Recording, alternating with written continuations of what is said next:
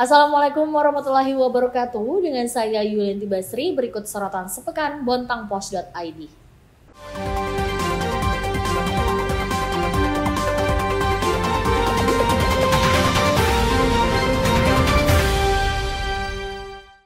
Pedagang pasar di Lok Tuan mengadu ke Ketua DPRD Bontang. Mereka meminta kembali dipindahkan ke lokasi pasar yang lama. Sejumlah pedagang di Pasar Citra Mas Lok Tuan mengadu ke Ketua DPRD Kota Bontang. Mereka menginginkan agar pasar dibangun kembali di lokasi bekas kebakaran yang terjadi Februari 2021 lalu. Lantaran lokasi tersebut dinilai lebih menguntungkan pedagang ketimbang lokasi pasar saat ini. Jika pembangunan terrealisasi, pedagang juga meminta desain pasar terdiri dari satu lantai. Menanggapi hal itu, Ketua DPRD Kota Bontang Andi Faisal Sofyan Hasdam mengatakan pemindahan tersebut harus mempertimbangkan berbagai hal, salah satunya status lahan. Oleh sebab itu, persoalan lahan akan dikoordinasikan terlebih dahulu dengan pemerintah. Apabila ada ketentuan hukum yang ingkrah dan statusnya merupakan lahan pemerintah kota, maka pembangunan pasar dapat segera diusulkan.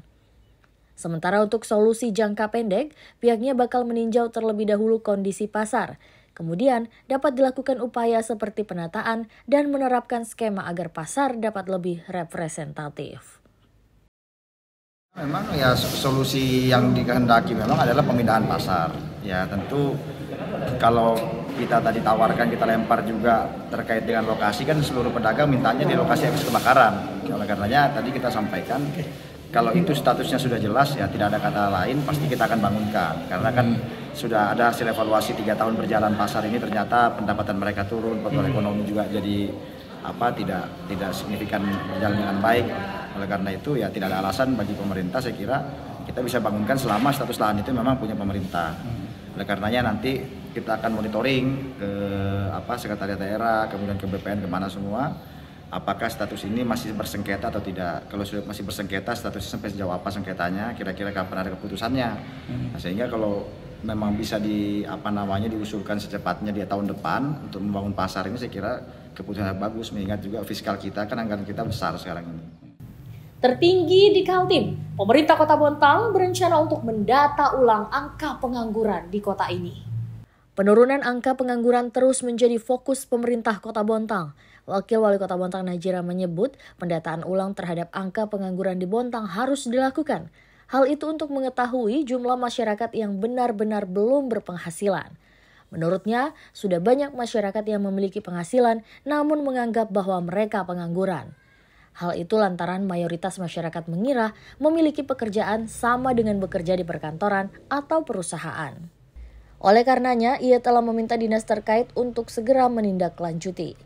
Pemerintah Kota Bontang pun secara berkala mengadakan pelatihan keterampilan untuk menyiapkan sumber daya manusia yang mumpuni. Diketahui tingkat pengangguran terbuka di Bontang mencapai 7.348 atau sekitar 7,74% pada 2023.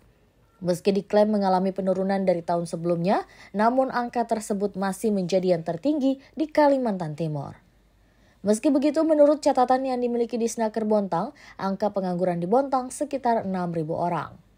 Angka itu berdasarkan hasil pengurangan dari jumlah pencari kerja dan pekerja yang telah ditempatkan tahun lalu. Belum lagi, banyak masyarakat yang memiliki pekerjaan lepas atau seperti konten kreator maupun freelance. Pembangunan Turap Guntung akan kembali dilanjutkan, namun tahun ini tidak akan ada relokasi rumah warga di bantaran sungai. Pembangunan turap di Sungai Guntung berlanjut tahun ini. Anggaran yang digelontorkan sekitar 25,1 miliar bersumber dari bantuan keuangan Provinsi Kaltim. Menyasar pada salah satu sisi sungai, volume pengerjaannya sepanjang 400 meter dengan ketinggian 4,5 meter. Perbaikan juga dilakukan pada bibir turap yang lebih rendah. Hal itu dilakukan agar air tidak tumpah saat debit air di sungai penuh. Sejatinya ada 23 rumah yang terdampak pembangunan turap. Tahun lalu, pemerintah Kota Bontang telah merelokasi 9 rumah. Sembari berjalannya pembangunan tersebut, serangkaian proses persiapan untuk relokasi belasan rumah warga di sisi bantaran sungai lainnya bakal dilanjutkan. Adapun tahap persiapan kurang lebih sama dengan yang dilakukan kepada 9 rumah yang sudah direlokasi. Musyawarah pun harus dilakukan untuk meminimalisasi konflik atau gesekan yang berpotensi terhadap adanya penolakan. Bongkaran material pelataran di Bontang Kuala mulai dilakukan. Material tersebut pun dijual ke Joko Widodo senilai 251 juta. Pelataran Bontang Kuala tengah memasuki proses pembongkaran. Aset tersebut telah melalui sejumlah penilaian oleh tim aset BPKAD. Besarannya 251 juta. Aset pun sudah dijual dan langsung masuk ke kas daerah. Adapun bongkaran tersebut dijual dengan cara penunjukan langsung oleh pengguna barang yakni Joko Widodo, seorang wira swasta asal Samarinda sebagai pihak kedua. Diketahui pelataran Bontang Kuala bakal dibangun ulang. Anggaran yang digelontorkan sekitar 12,4 miliar. Informasi tadi sekaligus menutup perjumpaan kita kali ini. Terus ikuti informasi terbaru kami di www.bontangpost.id. Saya Yulianti Basri. Terima kasih. Wassalamualaikum warahmatullahi wabarakatuh.